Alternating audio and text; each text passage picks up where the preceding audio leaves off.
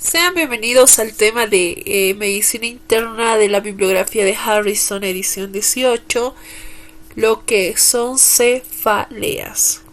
Comenzamos de esta manera nuestro tema. En la definición de cefaleas podríamos decir: la cefalalgia es un dolor de cabeza efímero pungitivo. Existe la cefalea, en este caso es la molestia más o menos persistente en forma de pesadez, tensión, torpor o simple sensación de presencia. La cefalea, vamos a hablar sobre lo que es la cefalea hípnica, la cefalea primaria, que es poco frecuente en este caso en pacientes de edad media o avanzada, que ocurre únicamente durante el sueño y despierta al paciente, ya sea con la alarma, ¿no? Existen cefaleas como la carotidia, ¿no? La carotidinia, que es un síndrome que abarca numerosas variantes de dolor en la región carotidia. Según Fay, en 1927 esto fue investigado. Es un dolor laterocervical continuo o intermitente. El territorio de la arteria carotidia en ocasiones va a ser irradiado en la región facial o auricular ipsilateral, y la sensibilidad a la palpación carotidia. Tenemos las cefaleas. De nuevo, está agravado por movimientos cervicales. Va a haber dolor a la deglución, a la tos, y es infrecuente en este caso. Trombosis, displasia fibromuscular, los aneurismas, las arteritis de células gigantes, las arteritis de Takayasu, las linfadenitis, la cialodenitis, el absceso periamigdalino, neoplasias cervicales y de tipo idiopáticas. Según la epidemiología, podemos decir las causas comunes de cefalea van a ser de tipo tensional, que va a ser el 69%. Es una cefalea primaria en este caso. Otra cefalea primaria de tipo migrañosa, que va a ser el 16%. La otra, la transfictiva, que es de tipo punzante, idiopática, que va a ser el 2%. El por ejercicio el 1% y el histamínica de 1%. 0,1%. Existen las cefaleas secundarias A, puede ser una infección generalizada, que va a ser el 63%, o una lesión cráneoencefálica, 4%, a trastornos vasculares, 1%, y hemorragias subaracnoideas, que es menor al 1%, y tumores encefálicos al 0,1%. 0,1%. Existen cefaleas de nocicepción. Se refiere a los fenómenos biológicos desencadenados por la acción de los estímulos nocivos sobre el organismo antes de que esa información sea consciente. Es decir, puede haber un dolor agudo menor a 3 meses y un dolor crónico que puede ser mayor a 3 meses. La sensibilidad. Existen grandes funciones del sistema nervioso que estos van a dar sensaciones, cuyos estímulos pueden ser de sensibilidad no consciente o sensibilidad consciente. Acá, ¿no? Entonces aquí ya nos está resumiendo cómo va a ser el viaje, el tipo fisiopatológico. Bien. Clasificación. Existe, cuando hablamos de cefaleas primarias, ya, una clasificación de las migrañas, por ejemplo, puede haber migrañas sin aura, migrañas con aura. A la vez estas migrañas se van a dividir entre migrañas con aura típica, migraña troncoencefálica, migraña hemipléjica, migraña retiniana, y va a haber otra división que es la migraña crónica y complicaciones de la migraña. Cuando hablamos de cefaleas primarias, vamos a hablar de la cefalea tensional. Esta cefalea tensional a la vez va a estar una cefalea tensional episódica infrecuente, cefalea tensional episódica frecuente y la cefalea tensional crónica. Cuando hablamos de cefaleas trigeminoautonómicas, están las en racimo, las hemicraneales paroxísticas, las cefaleas neuralgiformes unilateral de breve duración y las hemicraneales continuas. Y otro tipo de cefaleas primarias que pueden ser cefaleas tusígena primaria, cefalea primaria por esfuerzo físico, cefalea primaria asociada con la actividad sexual, cefalea en trueno primario, cefalea por crioestímulo, cefalea por presión externa, cefalea punzante primaria y cefalea numular. Otras cefaleas también, cefalea hípnica y cefalea diaria persistente de Novo. Ahora tenemos la clasificación de las cefaleas secundarias. Esta cefalea atribuida a un trauma craneal o cervical, en este caso puede ser una cefalea postraumática. Cefaleas atribuidas a alteraciones vasculares craneales o cervicales, ¿no? Otro puede ser, incluso las hipertensiones arteriales pueden estar en este lado. Cefaleas atribuidas a alteraciones vasculares craneales o cervicales, ¿no? También puede haber la cefalea atribuida a un trastorno intracraneal no vascular, que pueden ser los tumores, las cefaleas atribuidas a una sustancia o a supresión, que puede ser cefalea por abuso de analgésicos. La cefalea atribuida a una infección, meningitis bacteriana. La cefalea atribuida a trastornos de la homeostasis, pues el hipotiroidismo. Las cefaleas o dolor facial provocado por trastornos del cráneo, cuello, ojos, oídos, nariz, senos, dientes, boca u otras estructuras faciales o craneales, pueden ser en este caso la sinusitis aguda. Y las cefaleas atribuidas a un trastorno psiquiátrico, puede ser en la somatización. Cuando vamos a hablar de neuropatías craneales dolorosas de tipo o otros dolores faciales, podemos hablar de neuralgia del trigémino, neuralgia del glosofaringeo, neuralgia del nervio intermediario, neuralgia occipital, óptica, la cefalea por parálisis de origen isquémico del nervio motor oculomotor, el síndrome de Tolosa-Hunt, síndrome de óculo simpático paratrigeminal de Rayleigh, neuropatía oftalmopléjica dolorosa recurrente, el síndrome de la boca ardiente, dolor facial idiopático persistente y dolor neuropático central. También tenemos otras cefaleas no clasificadas en otra categoría y cefaleas sin especificar. Cuando hablamos de cefaleas en la bandera roja en cefalea, esto significa a que va a haber un inicio súbito y severo de cefalea, o sea, es decir, cefalea en trueno. El inicio en pacientes puede ser mayores de 50 años, la cefalea de inicio reciente menos de 6 meses, empeoramiento progresivo o cambio en carácter de una cefalea, cualquier alteración en el examen neurológico, antecedentes de neoplasia o VIH, en un traumatismo encefalocraneal reciente, la cefalea y fiebre de foco no precisado, cefalea y convulsiones, cefalea que despiertan en la noche o se agrava con ejercicios y cefalea y vómitos. Estos son en bandera. Vamos a hablar acerca de las migrañas, ya que hay una gran diferencia entre cefalea y migraña, y vamos a ver cuáles. Por ejemplo, la definición de la migraña se podría decir que es una cefalea primaria, ya no es secundaria a algo. Es normalmente unilateral, dura de 4 a 72 horas, es de tipo pulsátil, puede existir náuseas, puede existir fotofobia y puede haber la sonofobia. Según la Organización Mundial de la Salud, nos dice que es el puesto número 19 en enfermedades incapacitantes. La incapacidad clase 7 junto a la psicosis severa, la demencia y la cuadriplegia.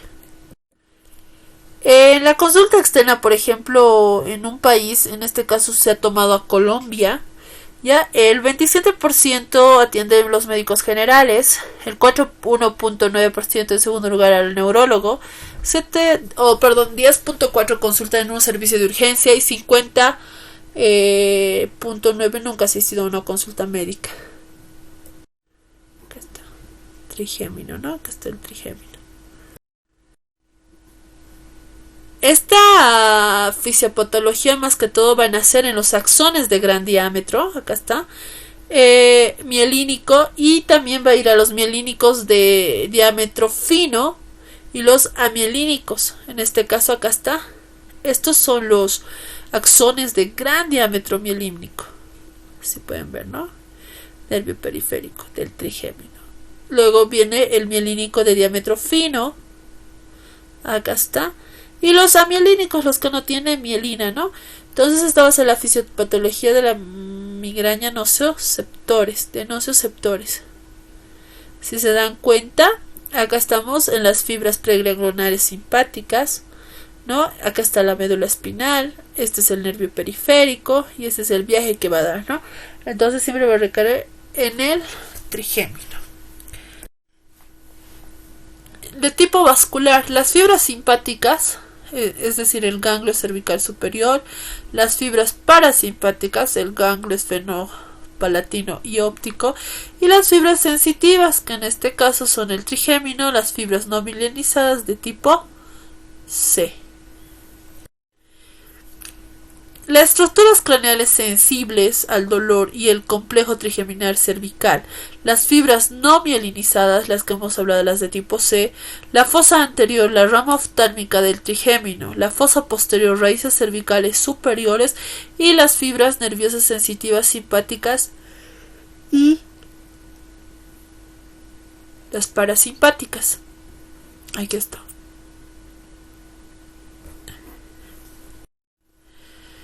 Cuando hablamos de migraña por neuropéptidos, va a estar relacionado un péptido con el gen de la calcitonina. Luego va a ver lo que es la neuroquinina A, la noradrenalina, la dopamina, la sustancia P y por último la serotonina. Si bien vemos que, en resumen, podríamos decir que va a haber una activación del trigémino, ¿ya? El péptido relacionado con el gen de la calcitonina, es decir, la sustancia P neuroquinina A, va a hacer que haya una inflamación de las terminaciones nerviosas meningias. Va a haber una degranulación mastocitaria y va a sensibilizar las terminaciones nerviosas periféricas, lo que va a hacer que aumente la permeabilidad capilar, y al aumentar la permeabilidad capilar va a haber la extravasación del plasma alrededor de los vasos sanguíneos durante la activación plaquetaria y se va a liberar por último la serotonina. Esa es la fisiopatología de la migraña. Cuando va a haber una depresión cortical diseminada, va a haber una depresión funcional neuronal. A lo que va a hacer es, esto va a iniciar en la región occipital, en esta región de acá, ¿no? Lo que va a hacer que progrese hacia la región anterior, es decir, va a venir de acá y va a venir hasta acá, ¿no? Y va a haber una despolarización neuronal glial y por último va a ser la hiperpolarización neuronal. Entonces vamos a decir que va a haber una liberación masiva de glutamato de potasio. Al haber esta liberación va a haber un incremento celular tanto de sodio y de calcio, y esta velocidad va a ser de 2 milímetros por minuto hacia los tejidos adyacentes, es decir, de acá y a 2 milímetros, ¿no?, por minuto va a viajar. ¿Cuáles van a ser las manifestaciones clínicas? Cuando hablamos de manifestaciones clínicas de tipo pródromos, con aura, con dolor y resolución. Cuando vamos a hablar de tipo prodrómico, ya antes de la cefalea, es decir, prodrómico, son 24 horas antes de la migraña. Ocurre en el 60% de los ataques. Va a haber alteración en estado de ánimo, en estado de alerta, en el apetito y en el deseo frecuente de bostezo. Prodrómicos. Acá está. Cuando vamos a hablar de aura, ¿ya? Que es más o menos el 29%, síntomas. Va a haber síntomas tanto visuales, sensoriales y motores. Los visuales, más que todo, es el 99%. Cuando son con aura, va a haber alucinaciones, va a haber escotomas, el 66%, fotopsias y metamorfopsias. En los síntomas sensoriales va a haber parestesias, hipoestesias. Y en los síntomas motores va a haber ataxia sensorial, va a haber movimientos hipercinéticos, que son las corias, ¿no? Y la afasia. Cuando vamos a hablar de cefalea con inicio progresivo, va a ser 1. Pulsátil. Puede ser unilateral o puede ser bilateral. Normalmente son de tipo unilateral, es el 60%, bilateral 40%. Esto puede aumentar debido a la mayor actividad física, ¿no? Puede ser de variada localización. Su inicio puede ser gradual. Puede durar entre 4 a 72 horas. Y esto puede estar asociado a náuseas, que es el 90%, vómitos 33% y una fotofobia o sonofobia. Pulsátil. Si ven acá es como la estuvieran punzando. Entonces, para ser diagnosticada la anamnesis vamos a hacer una historia clínica, una entrevista semiestructurada que siga los criterios, ¿no? Vamos a ver qué factores han desencadenado y también si hay antecedentes familiares. Por ejemplo, factores gatillantes. Los factores gatillantes pueden ser estrés o ansiedad, cambios en horario del sueño, puede ser dormir mucho o muy poco o hacer las siestas. Puede implicar también periodos de ayuno, puede también implicar en el consumo de tabaco, alcohol, especialmente el vino. Puede ser olores, perfumes, desodorantes o ambientales, o algunas comidas como el chocolate, queso, comida china, café, tomate. O el calor excesivo o la deshidratación. Y también pueden ser los cambios hormonales cuando una persona o la mujer está en la menstruación. Al hacer el examen físico vamos a tomar primero lo que son los signos vitales, vamos a auscultar soplos, vamos a hacer el examen neurológico completo y vamos a hacer lo que es la revisión de la región cervical.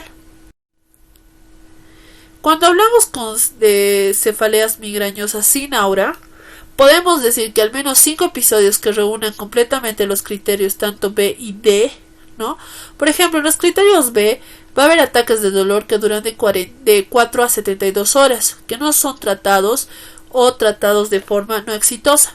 En los episodios C de dolor de cabeza van a reunir al menos de los siguientes. Puede ser unilateral, pulsátil, puede ser de intensa, moderada a severa, puede ser empeora o impide la actividad de ejercicio rutinario, caminar o subir escaleras.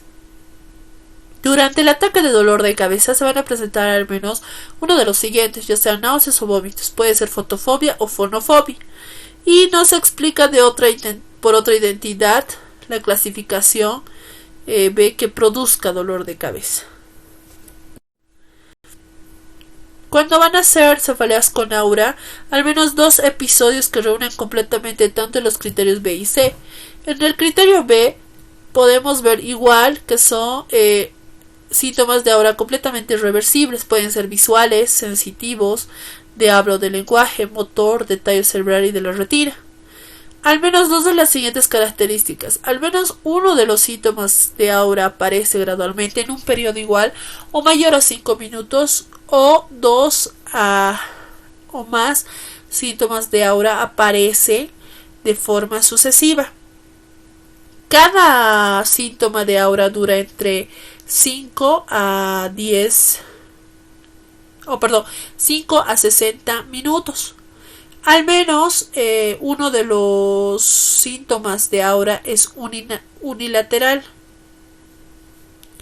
El aura es seguida por dolor de cabeza dentro de los siguientes 60 minutos. Y en la D no se explica por otra identidad la clasificación que produzca dolor de cabeza. La isquemia cerebral transitoria debe ser descartada en pacientes con factores de riesgo para este diagnóstico, ¿no? Entonces podríamos decir que migrañas con áurea, también llamadas migrañas clásicas, es un dolor de cabeza recurrente que aparece después o al mismo tiempo que los trastornos tensionales llamados aura. Estas alteraciones pueden incluir destellos de luz, puntos ciegos. Cuando es con aura te avisa, ya cuando es sin aura te da de repente. Eso sí, con aura o sin aura. Según la clasificación, ¿no?, que podemos ver acá es: en la A puede ser cefalea de tipo tensional o migrañosa durante un periodo de 15 o más días. Esas son las cefaleas, ¿no? Al mes durante más o 3 meses, que cumplen los criterios BC. Aparece en un paciente que ha sufrido al menos 5 crisis que cumplen los criterios BD para la migraña sin aura o los criterios BC para las migrañas con aura. Durante un periodo de 8 más días al mes por espacio de más de 3 meses, cumple cualquiera de los siguientes síntomas: criterios C y D para la migraña sin aura, criterios B y C para la migraña con aura. En el momento de la aparición, el paciente cree que es migraña y se alivia con un tripán, un derivado ergótico, sin mejor explicación por otro diagnóstico. Muy bien. En estudios complementarios podemos hacer estudios laboratoriales, que son la velocidad de la BCG, ¿no? Estudios de coagulación. En una radiografía simple podemos sospechar de una lesión intracraneal. ¿Cuál va a ser el tratamiento? Puede ser una explicación médica, tratamiento de las crisis o la profilaxis. Principios generales de tratamiento agudo y preventivo de la migraña. El límite del uso de medicamento de tratamiento agudo máximo 2 días por semana, ¿no? Si el paciente requiere dosis adicional, debe buscarse cambios en su estilo de vida o ajustes en la terapia preventiva. Se va a recomendar el uso temprano de los medicamentos agudos luego del inicio de las crisis del dolor. No hay que indicar opioides. Recuerde que el tratamiento preventivo muestra cambios clínicos luego de la 4ª semana. La educación y el abordaje integral son parte fundamental del tratamiento del individuo con migraña. Tratamiento. Crisis aguda, medidas generales. Vamos a decir que reposo en la cama, habitación oscura, sin ruido, dieta blanca si tolera, frío local. Específicos, vamos a el manejo con triptanes o manejo con las ergot, como la ergotamina en este caso, ¿no? Y es solo para cefalea. No específico, es de tipo específico. Ahora el no específico, manejo con analgésicos, manejo con opiáceos o otros tipos de dolor. Acá está los triptanes. Tenemos al sumatriptán, ¿no?, de 50 miligramos. La serotonina es un regulador, es un neurotransmisor en el sistema nervioso. Va a regular la función del músculo liso del aparato cardiovascular digestivo y va a regular la función plaquetaria. Los triptanes va a trabajar en distintas áreas del sistema nervioso central, en las terminaciones nerviosas noradrenérgicas. Por ende, va a haber la pared de ciertos vasos en la cual va a estar el hipocampo de los núcleos de Rafe, septo y corteza. Van a mediar la liberación de factores relajantes endoteliales. A esa medida va a actuar los triptanes. Estos triptanes pueden ser, en el mecanismo de acción podemos decir que son agonistas de los receptores 5-HT. Va a haber vasoconstricción, inhibición neuronal periférica, inhibición de la transmisión de impulsos de la neurona del trigenio. Ahora existen las de primera generación y las de segunda. Las de primera generación es el sumatriptán y las de segunda pues el noratriptán, solmitriptán, risatriptán, el letriptán, almotriptán y fromatriptán. Efectos adversos de los triptanes. Va a causar aumento en la tensión arterial distólica, bradicardia, síncope, paro cardíaco, mareo, somnolencia, fatiga y astenia. Cuyos agonistas, por ejemplo, va a haber una tensión, una vasoconstricción coronaria, hipertensos, diabéticos, fumadores, varones mayores de 40 años, posmenopáusicos y atención, se aparece opresión torácica. Potencia de los triptanes. El solmitriptán va a tener mayor potencia, va a ser similar al sumatriptán. El naratriptán va a ser de larga duración, menos riesgo de recurrencia, y el rizatriptán el más rápido. Efectos adversos de los triptanes. Como ya hemos dicho, lo mismo, ¿no? Aumento de la tensión arterial, bradicardia, síncope, paro cardíaco, mareo, somnolencia, fatiga y astemia. Estoy repitiendo. Acá está. La migraña. Por ejemplo, podemos utilizar medicamentos como sumatriptán, indicado para pacientes con ataques severos de aparición durante el sueño y con síntomas gastrointestinales de alta intensidad. Sumatriptán oral, indicado en pacientes con ataques de dolor rápida, instauración y alta intensidad. Naratriptán, indicado en pacientes con ataques de dolor de intensidad moderada y de instauración lenta. La ergotamina, indicado en pacientes con ataques de larga duración y de alto riesgo de recurrencia.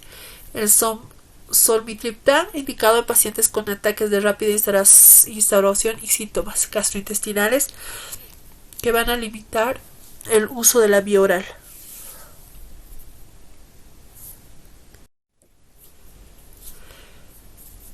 Para indicar en un inicio del tratamiento preventivo, al menos 6 días por mes del dolor de cabeza.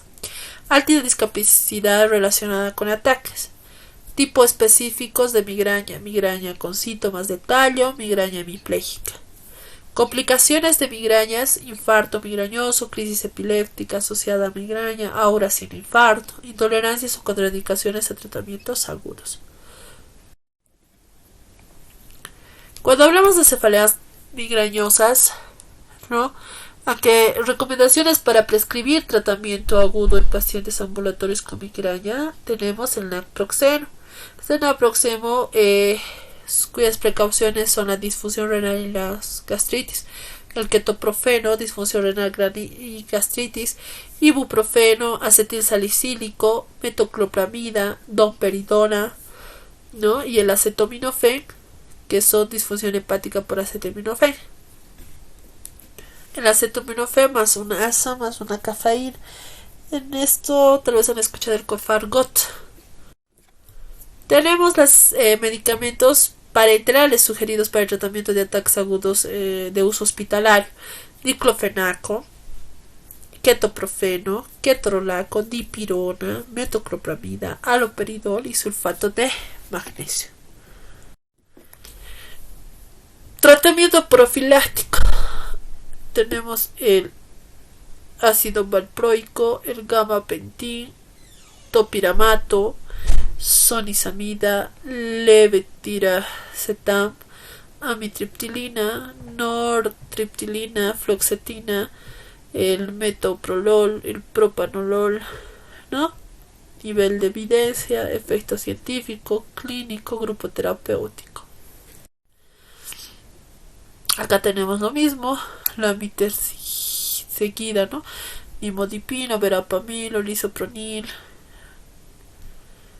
¿no? Entonces, acá tenemos varios tratamientos de tipo profiláctico. Cefalea tensional.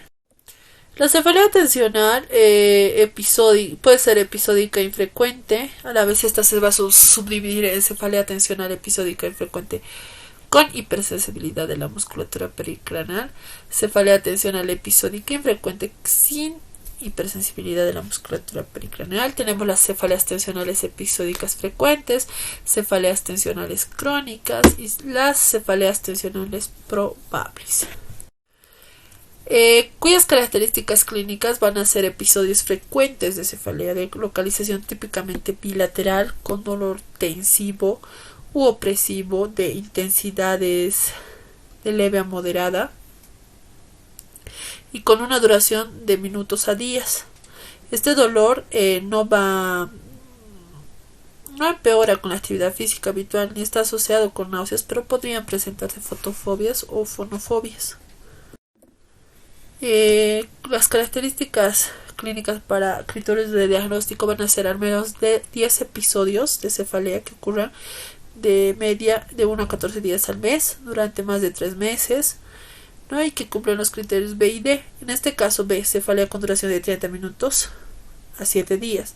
Al menos 2 de las siguientes 4 características. Puede ser localización bilateral, calidad opresiva o tensiva no pulsátil, intensidad leve o leve moderada, no empeora con la actividad física habitual como andar o subir escaleras, ambas de las siguientes sin náuseas ni vómitos, y puede asociarse a fotofobia o fonofobia. Sin mejor explicación por otro diagnóstico. Las cefaleas del trigémino autosómicas. Autonómicas, perdón, en este caso. Cefalea en racimos, ¿no? Hemicraneas paroxísticas, cefalea neuralgiforme unilateral de breve duración con inyección conjuntival lagrimeo, hemicraniana continua y las cefaleas del trigémino autonómica probable. Va a haber las características clínicas van a ser ataques de dolor estrictamente unilateral en región orbitaria, supraorbitaria, temporal o en cualquier combinación de estos lugares con una duración de 15 a 180 minutos, que se presentan con una frecuencia variable desde un ataque cada 2 días hasta 8 ataques al día. El dolor está asociado a inyecciones conjuntival homolateral, lagrimeo, congestión nasal, rinorrea, sudoración frontal o facial, miosis, tosis o edema palpebral o inquietud o agitación. Ya está. Al menos 5 ataques que cumplan los criterios B y D. En los criterios B podemos tener el dolor unilateral de intensidad severa o muy severa en región orbitaria, supraorbitaria o temporal, con una duración de 15 a 180 minutos sin tratamiento. Cualquiera o los dos siguientes, al menos uno de los siguientes síntomas o signos homolaterales a la cefalea. La inyección conjuntival 1 o lagrimeo, congestión nasal o rinorrea, edema palpebral, sudoración frontal o facial, rubefacción frontal y facial, sensación de taponamiento de los oídos, va a haber miosis o tosis, inquietud o agitación. La frecuencia de los ataques varía entre una vez cada 2 días y 8 al día durante más de la mitad del tiempo que el trastorno esté activo. Otras cefaleas de tipo primarias. En esta clasificación vemos que los ataques recurrentes de cefalea cumplen la B y la E. Aparecen solo durante el sueño y despierta al paciente. Y la E, no hay síntomas autonómicos o inquietud. La cefalea de alta intensidad de inicio brusco que imita aquella del aneurisma cerebral roto en ausencia de la patología intracraneal, cuyos criterios de diagnóstico son cefalea severa que cumple los criterios B y C. Puede ser un inicio súbito que alcanza la intensidad máxima en menos de un minuto. La duración puede ser de 5 o más minutos.